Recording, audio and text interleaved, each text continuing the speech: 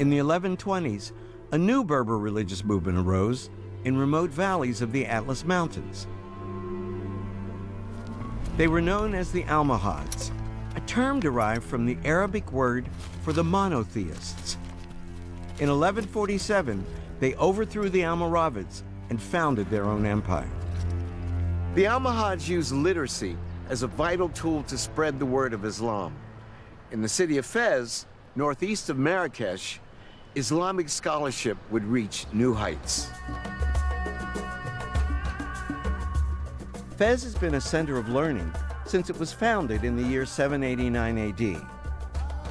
But under Almohad rule in the 12th century, it became a truly global hub for knowledge. Fez is just a remarkable city and such an important center. It was always the intellectual capital, in a certain sense, the scholars' capital within Morocco. Fez stood among the greatest centers of education not only on the African continent, but throughout the medieval world, home to astonishing breakthroughs in science, mathematics, and astronomy. Fez, during Europe's Middle Ages, was a city of more than 200,000 people, crammed into a maze of more than 9,000 twisting streets. Today, the Fez al-Bali walled Medina is the largest urban pedestrian precinct in the world. You go inside these great gateways, and suddenly there are no more cars. There are no more wheeled vehicles, except for like little trolleys or hand carts to move things. It's all beasts of burden, donkeys, or humans of burden, porters carrying it. And everyone's screaming at you, Belek, Belek, watch out, watch out, watch out. And they're coming up behind you. And it's like total chaos. In the middle of this bustling city sits a mosque begun in the year 859 AD, the Caraween.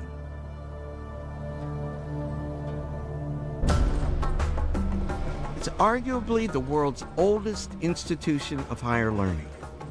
2 centuries before European universities like Oxford and Bologna even existed, the Caraween was issuing medical degrees. The Qaraween was founded in the 9th century, supposedly by one of 2 sisters who came from Kairouan, which was the capital of Tunisia. And so it's called the Qaraween, meaning the mosque for the people of Kairouan. This was the most important mosque in the city. And the reason was because it was the center of Muslim scholarship, Muslim learning, for the whole region.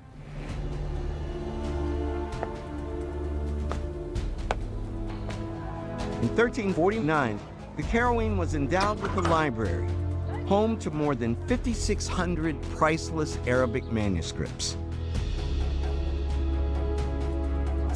Professor Saeed Enahi is an expert on its history. Saeed, what are some of the great literary treasures held in this library?